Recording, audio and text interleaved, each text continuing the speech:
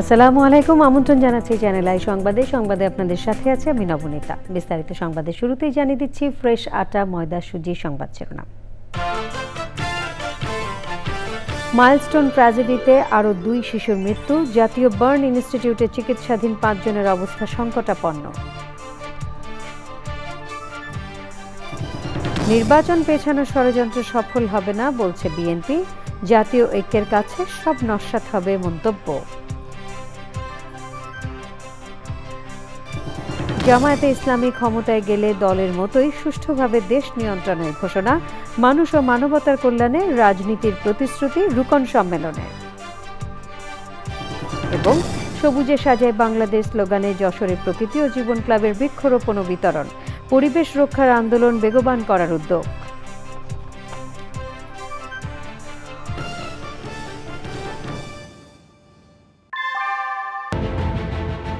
Primacy inbuilt. German technology, Bangladesh's first thermix rod, Salam Steel Thermax. সংবাদ শিরোনামগুলো জানাচ্ছিলাম। এখনকার সংবাদ আয়োজন একই সঙ্গে চ্যানেলের ইউটিউব চ্যানেল এবং চ্যানেলের ওটিটি প্ল্যাটফর্ম আই স্ক্রিনে লাইভ স্ট্রিমিং হচ্ছে। যাচ্ছে পুরো সংবাদে। রাজধানীর উত্তরায় মাইলস্টোন স্কুল অ্যান্ড কলেজ ক্যাম্পাসে যুদ্ধ বিমান বিধ্বস্তের ঘটনায় শুক্রবার বার্ন ও প্লাস্টিক সার্জারি ইনস্টিটিউটে চিকিৎসাধীন শিশু আয়ান ও মাকিনের মৃত্যু হয়েছে। সুস্থতা বিবেচনায় জাতীয় বার্ন ও প্লাস্টিক সার্জারি ইনস্টিটিউটে চিকিৎসাধীন কোনো রোগীকে শনিবার থেকে রিলিজ দেওয়া শুরু হবে। কর্তৃপক্ষ জানিয়েছে 15 জন রোগী এ ধরনের সুস্থতার পর্যায়ে আছেন, তবে 5 জনের অবস্থা সংকটাপন্ন। মাসরুর শাকিল জানাচ্ছেন। মাইলস্টোন ট্র্যাজেডিতে জাতীয় বার্ন ও প্লাস্টিক সার্জারি ইনস্টিটিউটে চিকিৎসাধীন দগ্ধ রোগীদের মধ্যে আরও এক শিশুর মৃত্যুতে বর্তমানে চিকিৎসাধীন রোগী 41 জন।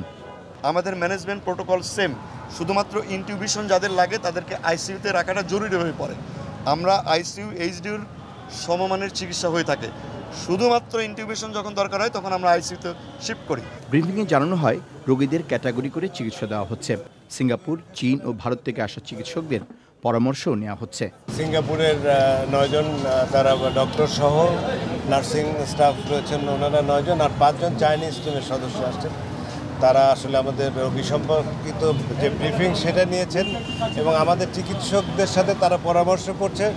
মেইনলি আসলে আমাদের চিকিৎসকরাই লিড করবেন। আমাদের 6 জন ইউনিট চিফ আছেন, তারা বিষয়টা কোঅর্ডিনেট করবেন। পরামর্শ যদি আমাদের সিদ্ধান্ত সঠিক হয় তাহলে আমরা সেখানে স্ট্যান্ড করব। পরামর্শ তো যে কেউ দিতে পারে, বেটার কোনো পরামর্শ থাকলে সেটা অ্যাকোমোডেট করে আসলে ট্রিটমেন্ট প্রসিডিউরটা ওনারা ঠিক করবেন। আমরা চেষ্টা করছি সর্বতোভাবে বৈদেশিক পরামর্শ সহ কেউ যেন অন্তত বলতে না পারে বা ডিসস্যাটিসফাইড না হয় যে চিকিৎসা বিষয়ে। এই জন্য অনেকেই অ্যাকচুয়ালি বন্ধু রাষ্ট্র হিসেবে তাদের নিজেদের ইচ্ছা এসেছে। বিভিন্ন রুগী যারা আছে তাদের অবস্থানগুলো তুলে ধরছি তাদের সাথে এবং তাদের পরামর্শ আমরা ইমপ্লিমেন্ট করার চেষ্টা করছি। এখন পর্যন্ত কোনো রোগীকে বিদেশে নেওয়ার সিদ্ধান্ত হয়নি বলে জানান স্বাস্থ্য মন্ত্রণালয়ের প্রতিনিধিরা। Masrur Shakil, channel I, Dhaka. জামায়াতে ইসলামীকে 71-এর কর্মকাণ্ডের জন্য ক্ষমা চেয়ে তারপর বিএনপির সমালোচনা করতে বলেছেন বিএনপি নেতারা। অন্তর্বর্তী সরকারের কর্মকাণ্ড নিয়েও সন্দেহ প্রকাশ করেছেন তারা। পৃথক কয়েকটি অনুষ্ঠানে বিএনপি নেতারা বলেন জাতীয় ঐক্যের কাছে সব ষড়যন্ত্র নস্যাৎ হবে, সফল হবে না নির্বাচন পেছানোর ষড়যন্ত্র। মইনুল হাসান জানাচ্ছেন। মাইলস্টোন ট্র্যাজেডিতে নিহত 3য় শ্রেণীর শিক্ষার্থী নুসরাত জাহান আনিকার পরিবারের সঙ্গে সাক্ষাৎ করেন বিএনপির স্থায়ী কমিটির সদস্য গয়েশ্বর চন্দ্র রায়। শোকাহত পরিবারের সদস্যদের সান্ত্বনা দেন, সমালোচনা করেন অন্তর্বর্তী সরকারের। সরকার চলছে, এটা কিন্তু দৃশ্যমান কেউ উপলব্ধি করে না এবং যে যেই দায়িত্ব আছে নিজ থেকে উপর পর্যন্ত সরকারের প্রতিষ্ঠার বাইরেও তারও অফিস আদালত সঠিকভাবে করে কিনা এ ব্যাপারে সন্দেহ আছে। নির্বাচিত প্রতিনিধি দ্বারা সরকার গঠিত না হওয়া পর্যন্ত যত বিলম্ব হবে তত নানা ধরনের জটিলতা।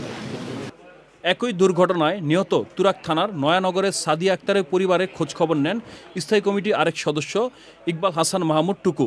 ওই দুর্ঘটনায় প্রাণ হারায় তুরাগের নিশাতনগরের সাদ। সেই পরিবারের সঙ্গে সাক্ষাৎ করেন স্থায়ী কমিটির সদস্য ডাক্তার AZM জাহিদ হোসেন। সাংবাদিকদের প্রশ্নে রাজনৈতিক ইস্যু নিয়ে কথা বলেন এই দুই নেতা। জামাত আগে তাদের যে অপকর্ম করেছিল ৭১-এর মুক্তিযুদ্ধের সময় বাংলাদেশের বিরুদ্ধে দাঁড়িয়েছিল, তার জন্য জনগণের কাছে আগে ক্ষমতা, তারপরে আমার অন্য দলের সমালোচনা করব। ঐক্য যদি ধারণ করতে পারেন, লালন করতে পারেন, সামনের দিকে নিয়ে যেতে পারেন, কোনো ষড়যন্ত্র, কোনো বিশৃঙ্খলা এবং নির্বাচন পিছিয়ে দেওয়ার যারা চিন্তা ভাবনা করছেন বলে কেউ কেউ অনুমান করছেন, কিছু বাস্তবায়িত হবে না। মাইলস্টোন ট্র্যাজেডিতে প্রাণ হারানো একই পরিবারের দুই শিশু নাজিয়া ও নাফির পরিবারের সঙ্গে সাক্ষাৎ করেন বিএনপির সিনিয়র যুগ্ম মহাসচিব রুহুল কবির রিজভী। খবরগুলো যাতে আরও মজবুত আকারে এটা সংরক্ষণ করা যায় সেই। ঢাকা সেনানিবাসে মাইলস্টোনে বিমান দুর্ঘটনায় নিহত ফ্লাইট লেফটেন্যান্ট তকির ইসলাম সাগরের পরিবারের সদস্যের সমবেদনা জানাতে সৌজন্য সাক্ষাৎ করেন বিএনপির মহাসচিব মির্জা ফখরুল ইসলাম আলমগীর। Monirul Hasan, channel I, Dhaka. জামায়াতে ইসলামের আমির ডাক্তার শফিকুর রহমান বলেছেন, আগামী নির্বাচনে ক্ষমতায় গেলে তারা দলের মতোই সুষ্ঠুভাবে দেশও নিয়ন্ত্রণ করবেন। রাজধানীতে বিশেষ রুকন সম্মেলনে তিনি বলেন, জামায়াতের রাজনীতি হবে মানুষ ও মানবতার কল্যাণে। তাফহিমুল ইসলাম জানাচ্ছেন। আগামী নির্বাচনকে সামনে রেখে দলের নেতাকর্মীদের বার্তা দিতে ঢাকা মহানগর দক্ষিণ জামায়াতে ইসলামীর আয়োজনে বিশেষ রুকন সম্মেলন। রুকন সম্মেলনে দলীয় নেতাকর্মীদের আগামী নির্বাচনের জন্য সবটুকু দিয়ে তৈরি থাকার নির্দেশ দিয়েছেন জামায়াতে ইসলামীর আমির। এই দেশের মানুষকে আমরা ভালোবাসি, এদেশের মাটিকে আমরা ভালোবাসি। এই জন্যে অনুকূল প্রতিকূল সকল অবস্থায় আলহামদুলিল্লাহ আমরা এই দেশেই আছি। আমাদের তো একটি বেগম পাড়াও নাই, পিসি পাড়াও আমাদের নাই, যাবো কোথায়? কারো আছে বেগম পাড়া, কারো আছে পিসি পাড়া, আমাদের নাই তো ওটা, এবং আমাদের এটা প্রয়োজনও নাই। আলহামদুলিল্লাহ আল্লাহ যে জায়গায় মায়া করে মহব্বত করে পয়দা করেছেন, এই জায়গাতেই যেন আল্লাহ বেশি করে বরকত দিয়ে দেন। জামায়াতের রাজনীতি হবে মানুষ ও মানবতার কল্যাণে, এমন মন্তব্য করে জামায়াতের আমির বলেন, অন্য ধর্মের মানুষেরা দলে দলে জামাতে যুক্ত হচ্ছে। আমাদের সমস্ত রাজনীতি হবে মানুষের জন্য, মানবতার জন্য। এই কাজে গেলে যে যার সমালোচনা যেভাবে করে করতে থাকুক, আমার কিচ্ছু আসে যায়। আমরা চলতেই থাকবো ইনশাআল্লাহ, কেউ আমাদের চলার গতি থামাতে পারবে না। জামায়াতের ইসলামীর আমির বলেছেন, গত 16 বছর যেভাবে হত্যা, হামলা, মামলা হয়েছে, আগামীতে তেমন আর দেখতে চান না। তাফহিমুল ইসলাম, চ্যানেল আই, ঢাকা। পরিবেশ রক্ষার আন্দোলনকে বেগবান করতে সবুজে সাজায় বাংলাদেশ স্লোগানে যশোরে বৃক্ষরোপণ ও বিতরণ করেছে প্রকৃতি ও জীবন ক্লাব। জনপ্রিয় মোবাইল নেটওয়ার্ক অপারেটর বাংলা লিংকের সহযোগিতায় সবুজায়ন কর্মসূচিতে যুক্ত হচ্ছেন শিক্ষার্থী সহ বিভিন্ন শ্রেণী পেশার মানুষ। টেকসই অগ্রযাত্রা নিশ্চিতে বৃক্ষরোপণ পরবর্তী পরিচর্যায় গুরুত্ব আরোপ করেন বিশিষ্টজনেরা। আকরামুজ্জামানের তথ্য, ভিডিও চিত্রে আফরোজা হাসি জানাচ্ছেন। অগ্রযাত্রার নামে চলতে থাকা প্রাণ প্রকৃতি বিনাশী কর্মকাণ্ডে সভ্যতা যখন হুমকিতে, তখন বিশ্বজুড়েই সবুজায়নে গুরুত্বারোপ। সংকটে থাকা পরিবেশ প্রতিবেশ রক্ষায় সারা দেশে সবুজ বেষ্টনী গড়ার অংশ হিসেবে যশোরেও প্রকৃতি ও জীবন ক্লাবের সবুজায়ন কর্মসূচি। সবুজে সাজাই বাংলাদেশ এই প্রতিপাদ্যে যশোর জেলায় বৃক্ষরোপণ কর্মসূচি পালন করেছে প্রকৃতি জীবন ক্লাব। যশোর একটি ঐতিহ্যবাহী পুরনো শহর এবং এখানে নানা ধরনের শিল্প, কলকারখানা এবং কৃষির একটা বিস্তার ছিল, এবং যে জিনিসটা এখন আস্তে আস্তে কমে যাচ্ছে। এই ঐতিহ্যকে যদি ধরে রাখতে চাই, তাহলে কিন্তু আমাদের এই যশোর জেলাকে সবুজে ছেয়ে ফেলতে হবে। যত বেশি এখানে বৃক্ষরোপণ করব, তত কিন্তু এই মাটি শীতল থাকবে, এই এলাকা অনেক বেশি শীতল হবে। সুতরাং আমরা আসুন সবাই হাতে হাত মিলিয়ে এই সারা বাংলাদেশে বৃক্ষরোপণের কর্মসূচিকে এগিয়ে নিয়ে যাই এই বর্ষায়, এবং বাংলাদেশটাকে সবুজে ছেয়ে ফেলি। পরিবেশ সুরক্ষায় তরুণ প্রজন্মকে যুক্ত করতে বাংলালিংকের সহযোগিতায় শহরের মুসলিম একাডেমি মাধ্যমিক বিদ্যালয়ে বিতরণ করা হয় ফলদ, বনজ ও ওষুধি গাছের চারা। আমাদের পরিবেশকে বাঁচাতে হলে সবাইকে অনেক অনেক বেশি গাছ লাগাইতে হবে। এর মাধ্যমে আমরা প্রকৃতিকে আবারও সবুজ করার সুযোগ পেয়ে যাব। এই গাছ আমাদের জীবন বাঁচায়। গাছ লাগাই তাহলে আমাদের পরিবেশে কার্বন ডাই অক্সাইডের পরিমাণ বেড়ে যাবে। আমরা যদি আবারও নতুন করে গাছ লাগাতে পারি তাহলে আমাদের দেশকে আবারও সবুজে ভরিয়ে দিতে পারব। ইনশাআল্লাহ অল্প দিনেই আমরা সবুজে বাংলাদেশ কে সাজিয়ে ফেলতে পারবো। বাস্তুতন্ত্র পুনরুদ্ধারে প্রকৃতি ও জীবন ক্লাবের এমন উদ্যোগ ইতিবাচক ভূমিকা রাখবে আশাবাদ বিশিষ্টজনদের। এদেরকে ধন্যবাদ জানার ভাষা আমার জানা নাই। প্রকৃতি ও জীবন ক্লাব এমন একটি মহৎ উদ্যোগ নেওয়া। আমরা সাধারণত মনে করি যে বর্ষাকাল আসলে গাছ লাগাতে হবে, কিন্তু সারা বছর আমাদেরকে গাছ লাগাতে হবে। এইটা যদি আমরা ছড়িয়ে দিতে পারি, শিক্ষার্থীরা আছেন তারা উৎসাহিত হবে, তারা জানবেন এই বিষয়গুলো। নিরাপদ দেশ গড়তে কর্মসূচি অব্যাহত রাখবে আয়োজকরা। বাংলালিংকের বৃক্ষরোপণ অভিযান সবুজে সাজাই বাংলাদেশ। আজকে আমরা গাছ লাগাচ্ছি, যেটা আসলে ভবিষ্যতের জন্য আশার আলো হয়ে থাকছে। ভবিষ্যৎ প্রজন্ম যাতে সুন্দরভাবে বাঁচতে পারে, এই কারণে আমাদের প্রকৃতিকে বাঁচিয়ে রাখতে হবে। বাসযোগ্য ধরিত্রী বিনির্মাণে প্রকৃতি বান্ধব উন্নয়ন ও জীবনাচার নিশ্চিতের তাগিদ পরিবেশবাদীদের। আফরোজা হাসি, চ্যানেল আই। এরই সাথে সংবাদে নিয়ে নিচ্ছে বিরতি, আর বিরতির পর অন্যান্য সংবাদের সাথে জানিয়ে ফিরব। থাইল্যান্ড কম্বোডিয়া সংঘাতে নিহতের সংখ্যা বেড়ে 16। সীমান্ত এলাকা ছেড়ে নিরাপদ আশ্রয়ে দুই দেশের প্রায় 1.25 লাখ মানুষ।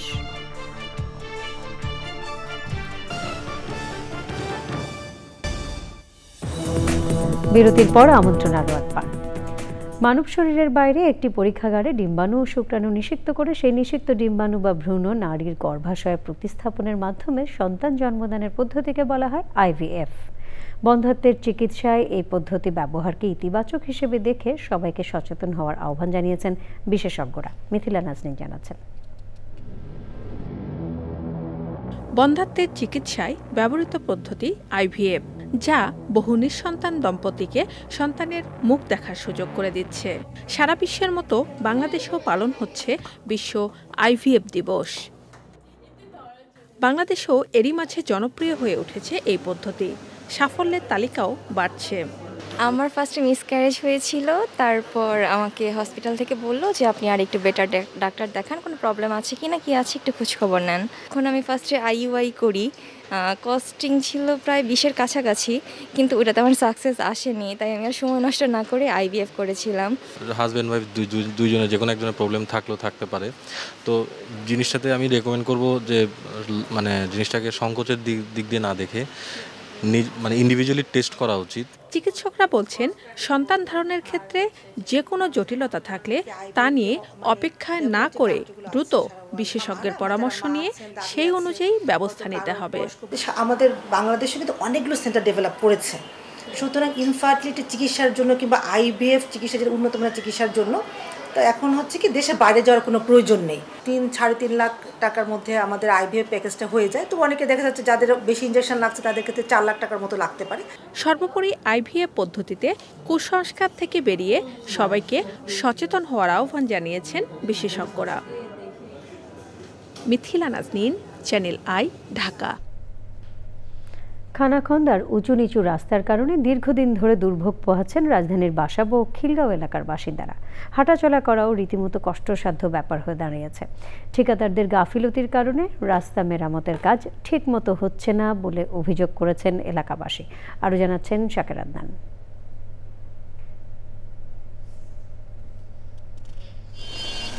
সবুজবাগের নন্দীপাড়া থেকে বাসাবো ঢাল পর্যন্ত প্রায় 2 কিলোমিটার রাস্তার বেহাল দশা বেশ কয়েক বছর ধরে।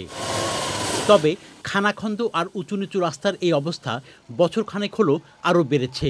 গত রোজার ঈদের আগে সিটি কর্পোরেশন রাস্তা মেরামতের উদ্যোগ নেয়, তবে কাজ শুরুর পর আবার তা থেমে যাওয়ায় ভোগান্তিতে পড়েছেন এলাকাবাসী। তো মোটামুটি 8-10 বছর ধরে এমনই, এই রাস্তা কোনো সময় ঠিক হয় নাই। তো প্রত্যেকটা সময় আমাদেরকে অনেক প্রবলেম ফেস করতে হয়, অনেক ঝাঁকি খেতে হয়। আমি একদিন পড়েও যেতে লেগেছিলাম। আমাদের খুবই কষ্ট হচ্ছে রাস্তা থেকে চলাচল করতে।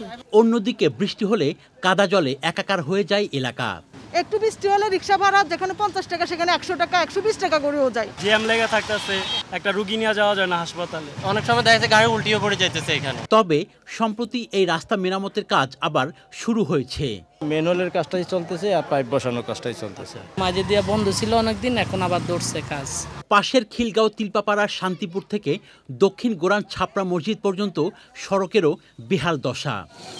এখানে রাস্তা মেরামতের সম্পূর্ণ কাজ শেষ না হয় ভোগান্তিতে এলাকাবাসী। জায়গা জায়গায় একটু একটু করছে চলে গেছে, আর কোনো কাজ করেন, আর কোনো খোঁজ খবর নাই। কন্ট্রাক্টরে কয় এই লোক আসে নাই, আর বৃষ্টি আর লোক এই কাহিনী। গাড়ি মনে করেন 5 মাসের প্রবলেম, গাড়ির রাস্তা পুরো ভাঙা। রাস্তার বেহাল দশার কারণে এসব এলাকায় প্রায়ই যানজট লেগে থাকে। রাস্তা মেরামত বা সংস্কার যে কাজ চলে এটা কিন্তু খুব একটা স্বাভাবিক প্রক্রিয়া, তবে এই স্বাভাবিক প্রক্রিয়া যখন ধীর গতির হয় এবং তখনই কিন্তু জনদুর্ভোগের তৈরি হয়। এই যে রাস্তাটি দেখছেন দীর্ঘদিন যাবৎ কিন্তু এই অবস্থা রয়েছে, কাদা জল, একদিকে বৃষ্টি হলে তো সে সঙ্গে কথাই নেই। এলাকাবাসী বলছেন খুব দ্রুত যাতে এই রাস্তার যে কাজ চলছিল সেটা যাতে সম্পূর্ণ করা হয়। রাজধানীর খিলগাঁওয়ের দক্ষিণ গোরান এলাকা থেকে শাকের Adnan, channel I, Dhaka. Amin jewellers আন্তর্জাতিক সংবাদ।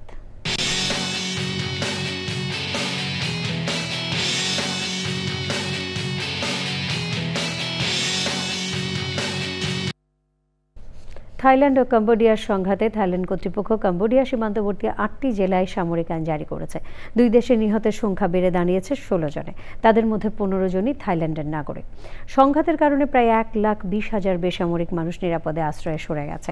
কম্বোডিয়ার প্রতিরক্ষা মন্ত্রণালয় দাবি করেছে থাইল্যান্ড প্রথম হামলা চালিয়েছিল, পরে কম্বোডিয়ার সেনারা আত্মরক্ষায় পাল্টা জবাব দেয়। থাইল্যান্ডের সেনাবাহিনী জানায় সীমান্ত এলাকায় কম্বোডীয় বাহিনীর বিরুদ্ধে লড়াইয়ে তারা F-16 যুদ্ধবিমান মোতায়েন করেছে। এবারে কৃষি সংবাদ।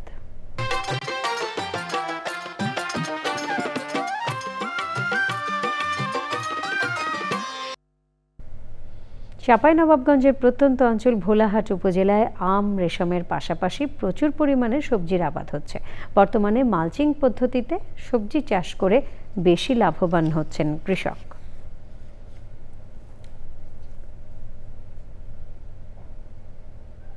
এবারে প্রকৃতি সংবাদ।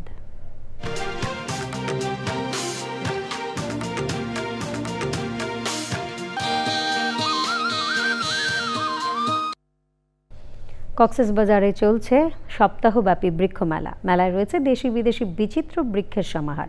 প্রাণ প্রকৃতি রক্ষায় গাছের গুরুত্ব এবং সবুজায়নের ভূমিকা তুলে ধরতে জেলা প্রশাসন ও বন বিভাগ এই বৃক্ষ মেলার আয়োজন করেছে। এক্সিম ব্যাংক বাণিজ্য সংবাদ।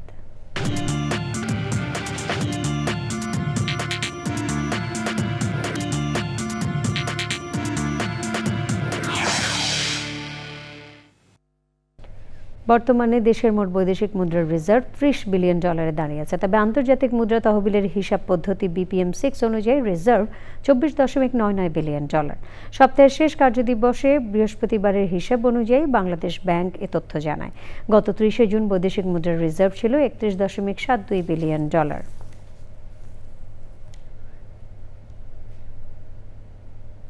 সংবাদে আবারও নিচ্ছে বিরতি, আর বিরতির পর খেলার খবরে থাকছে পাকিস্তান ও শ্রীলঙ্কার বিপক্ষে পরপর 2 সিরিজ জয়ে টাইগারদের টি-20 বিশ্বকাপ প্রস্তুতির পালে হাওয়া। পরের অভিযান সেপ্টেম্বরে এশিয়া কাপ আসর।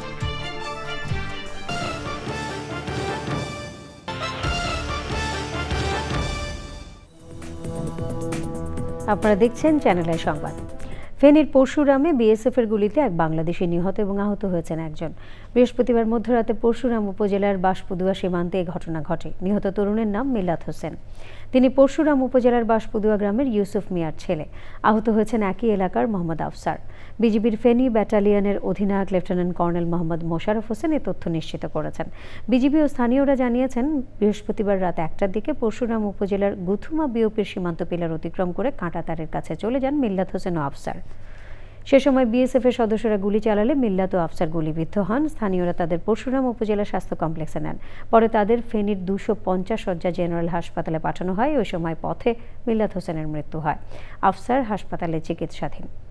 এবারে খেলার খবর।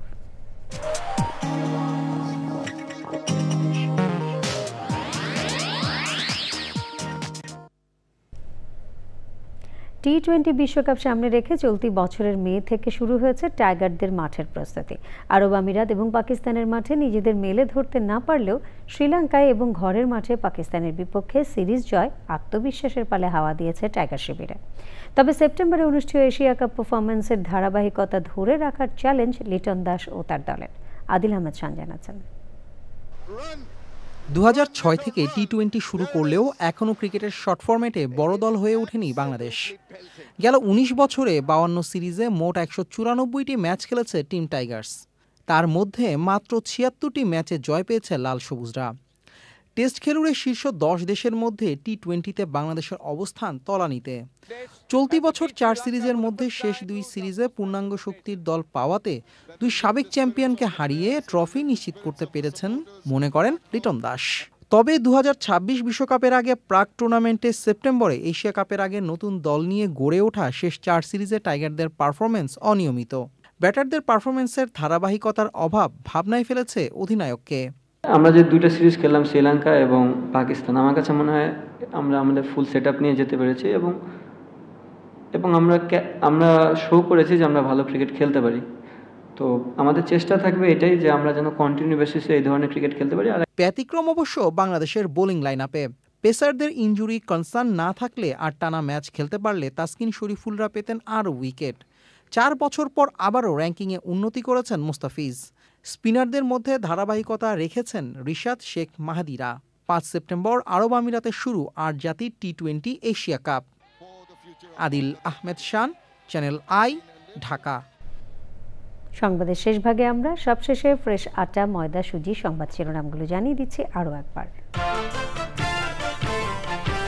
মাইলস্টোন ট্র্যাজেডিতে আরও 2 শিশুর মৃত্যু। জাতীয় বার্ন ইনস্টিটিউটে চিকিৎসাধীন 5 জনের অবস্থা সংকটাপন্ন।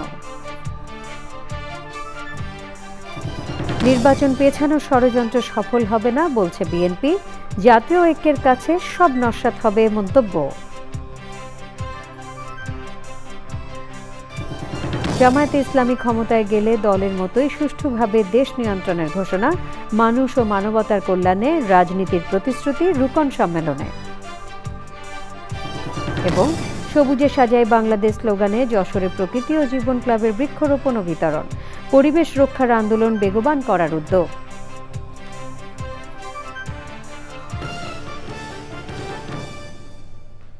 প্রিয় দর্শক, চ্যানেলের সবশেষ সংবাদ জানতে ভিজিট করুন চ্যানেলonline.com-এ। যুক্ত থাকুন আমাদের সোশ্যাল মিডিয়া প্ল্যাটফর্মগুলোর সাথে। সংবাদে এতক্ষণ সাথে থাকার জন্য সকলকে ধন্যবাদ।